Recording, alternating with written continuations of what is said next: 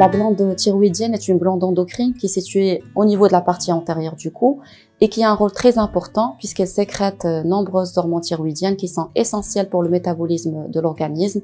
Notamment, les hormones thyroïdiennes permettent de réguler le transit intestinal, la fréquence cardiaque, le métabolisme osseux, régulent aussi la température du corps.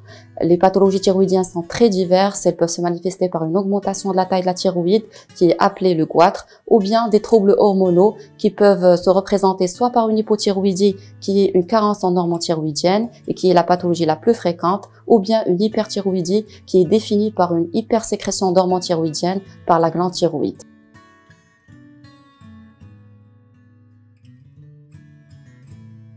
Les symptômes de l'hypothyroïdie sont très divers. Elle peut se manifester par des manifestations ou bien des signes cliniques généraux, notamment une asthénie qui est très handicapante et qui est très rapportée par les patients. Et cette asthénie qui s'accentue au cours de journée, elle peut être physique et psychique aussi. On note aussi des manifestations cutanéo-muqueuses, notamment une chute très importante des cheveux, de la peau qui devient très sèche, les angles qui deviennent cassants. On note aussi les manifestations psychiatriques, notamment des troubles de mémoire et de concentration avec un ralentissement et un état dépressif qui est associé. On peut avoir des manifestations gastro-intestinales, notamment un ralentissement du transit intestinal qui évolue vers une constipation chronique. Aussi, on peut avoir des manifestations osseuses avec des douleurs osseuses, des manifestations cardiaques qui peut être ressenties par un ralentissement de la fréquence cardiaque.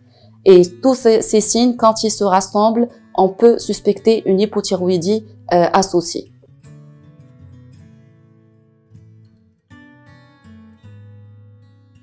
Alors, l'hypothyroïdie, sa prévalence, elle est de 0,1 à 5% dans la population générale. Malheureusement, au Maroc, on n'a pas de statistiques, mais c'est une pathologie qui est très fréquente chez nous et qui est très fréquente chez le sexe féminin, vu les facteurs hormonaux qui s'associent à la femme, notamment l'hyperostrogénie. Et aussi, donc, on note certaines régions ou de certaines régions au Maroc qui sont endémiques et qui sont caractérisées par une fréquence très importante de l'hypothyroïdie, notamment les régions montagneuses où il y a une carence en iode qui est très importante. Il y a plusieurs facteurs qui induisent l'hypothyroïdie, notamment on note le stress, la carence iodée. Il y a aussi l'hérédité de la thyroïopathie ou bien de l'hypothyroïdie. Il y a aussi certains médicaments, notamment les médicaments comme l'amiodarone, qui induisent une surcharge iodée et par la suite induisent une hypothyroïdie.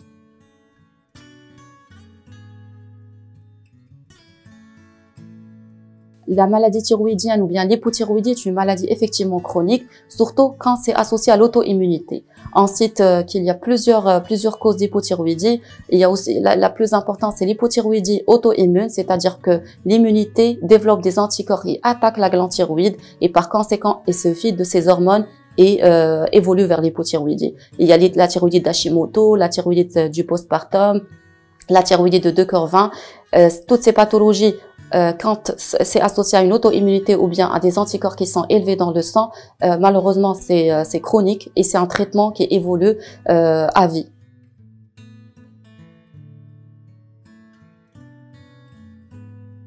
Effectivement, on peut prévenir l'hypothyroïdie, mais l'hypothyroïdie congénitale, c'est-à-dire chez le fœtus. La femme enceinte, au début de grossesse et même en préconceptionnelle, elle est amenée à prendre des acides foliques qui favorisent le métabolisme des hormones thyroïdiennes et aussi prévient l'apparition d'hypothyroïdie chez le fœtus. Aussi, on peut dépister l'hypothyroïdie en début, c'est-à-dire à la naissance du bébé, par un test qui s'effectue à J5 de vie qui permet de doser les hormones thyroïdiennes et éventuellement débuter un traitement précocement et éviter la progression de l'hypothyroïdie et aussi éviter ses complications.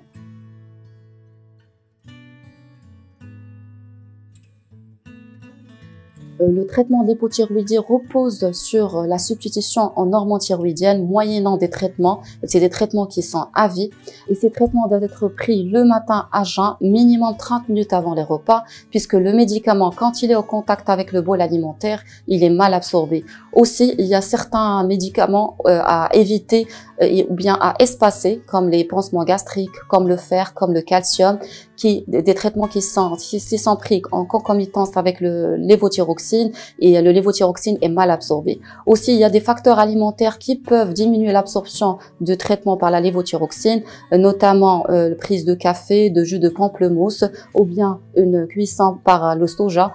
Ces différents facteurs alimentaires qui peuvent diminuer l'absorption de lévothyrox et par la suite qui permettent pas la guérison et les patients gardent un taux de TSH qui est élevé.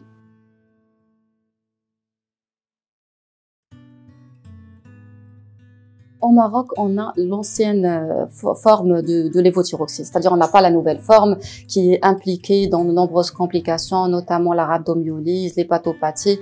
Donc, heureusement au Maroc, on a l'ancienne formule qui n'a pas d'effet secondaire sur la santé. Alors, si on arrête le traitement, on ressent des signes qui sont accentués, notamment la fatigue, l'asthénie, les troubles de mémoire, la dépression. Aussi, on a une rétention d'eau qui est très importante et les patients, surtout les femmes qui arrêtent le traitement ou bien qui observent mal le traitement ou bien qui n'adaptent pas la dose de traitement, ressentent une prise de poids très importante malgré un régime alimentaire qui est adapté et malgré une activité physique régulière. Donc le traitement doit être pris régulièrement avec des précautions à prendre et bien sûr la dose elle diffère selon les saisons, selon le poids et selon le dosage hormonal.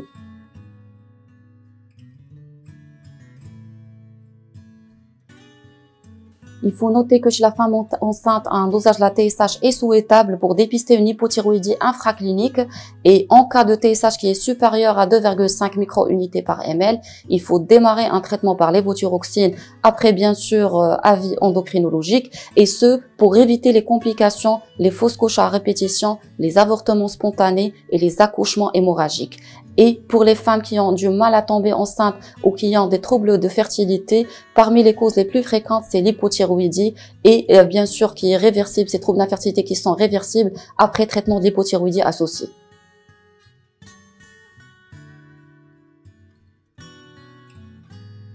Pour éviter les troubles thyroïdiens et notamment l'hypothyroïdie, on conseille de prendre une alimentation qui est riche en iode. Et l'iode, comme on le sait, est présent dans deux aliments, le sel et les poissons et les produits de mer. Donc ainsi, il est conseillé de prendre ou bien de consommer les produits de mer à raison de 2-3 fois par semaine et ce depuis l'enfance pour éviter le développement des pathologies thyroïdiennes et aussi l'intérêt de la substitution en acide folique en début de grossesse pour les patientes qui désirent tomber enceinte et ce pour éviter les troubles thyroïdiens chez les enfants et chez le fœtus.